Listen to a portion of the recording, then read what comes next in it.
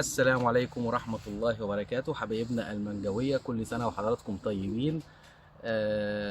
في الفيديو دوت هنتناول فيه محاضرة، هي محاضرة خاصة بالتكاليف المرتفعة، هي بعنوان فن إدارة تكاليف مزارع المانجا في ظل الأسعار المرتفعة.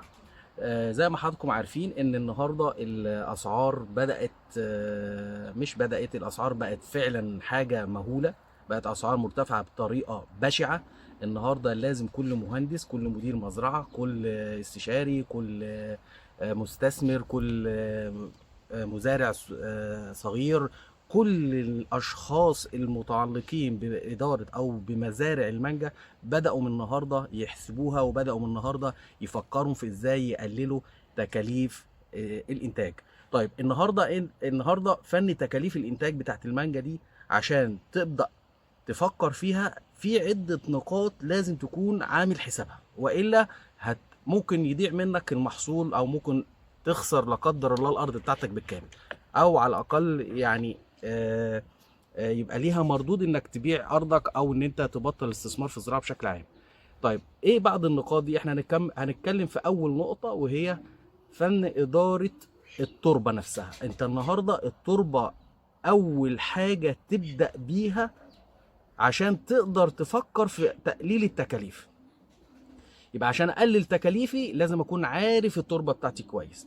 لو انا عندي تربه انا لسه هبدا ازرعها، التربه دي لسه جديده هزرعها، في الحاله دي لازم اكون انا مهندس عندي خبره جيده بنوع التربه، لان في تشخيص حقلي عن طريق الرؤيه بالعين، اللي هو انا كنت عامل محاضره قبل كده اسمها التشخيص الحقلي عن طريق الرؤيه بالعين. ان انت من خلال انك تشوف التربه تعرف مشكلتها ايه. ممكن تعرف اذا كانت الارض دي جيريه كانت بتحتوي على كربونات كالسيوم وكربونات مغنيسيوم بنسب عاليه. ممكن من خلال الرؤيه بالعين تعرف اذا كانت الارض ديت ملحيه، عن طريق الرؤيه بالعين برضو ممكن تعرف اذا كانت الارض دي ملحيه او قلويه او ملحيه قلويه.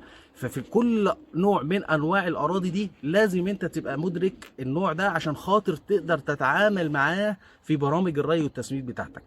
تاني نقطة نبدأ نتحرك بيها، وهي عملية التحليل بتاع التربة. تحليل التربة النهاردة عشان خاطر تعرف أنواع العناصر اللي موجودة وكمياتها.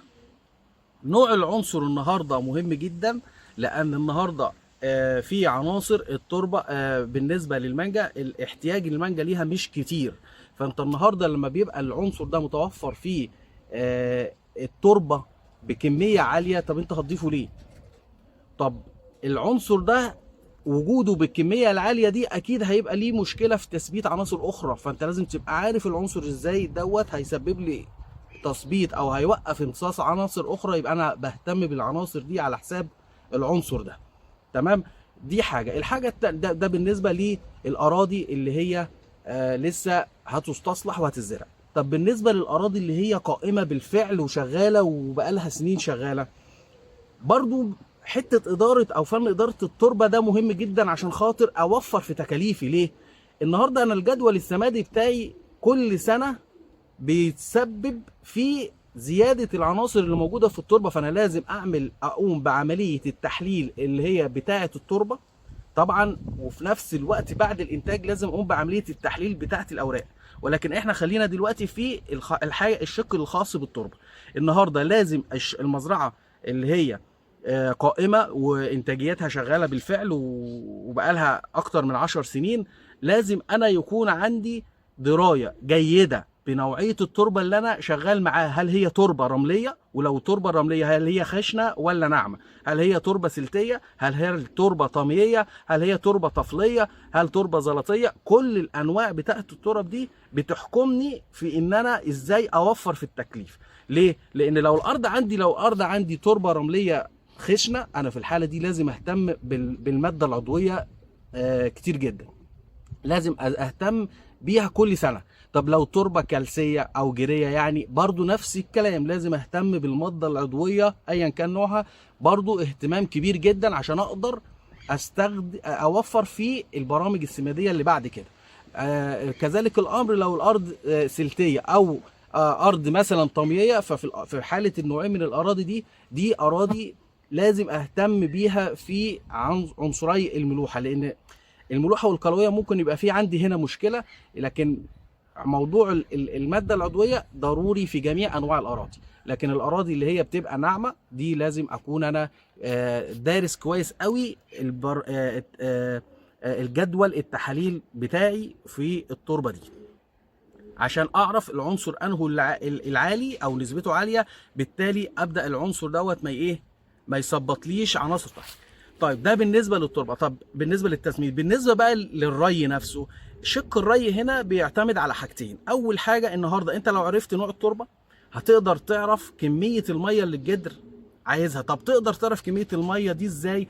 عن طريق ان انت بتثبت الخراطيم بتاعتك في الاتجاهين بتوعك على من 30 ل 40 او 50 سم اقصى حاجه على حسب عمر النبات عندك، وبتبدا بعد كده من جنب الخرطوم تعمل قطاعات متفرقه في التربه. القطاعات دي بتبقى على اعماق برضو مختلفه على حسب نوع التربه، عشان تقدر تشوف القطر الرطوبي تحت بيوصل لفين في وقت معين، يبقى الوقت ده هو اللي انا هبدا اروي فيه. يبقى لازم النهارده الامور الاحتماليه اللي كنا بنشتغل بيها زمان، لان كانت لسه الاسعار منخفضه، لازم النهارده ما بقاش ليها تواجد. لازم النهارده اشتغل فعلا باسلوب علمي عملي.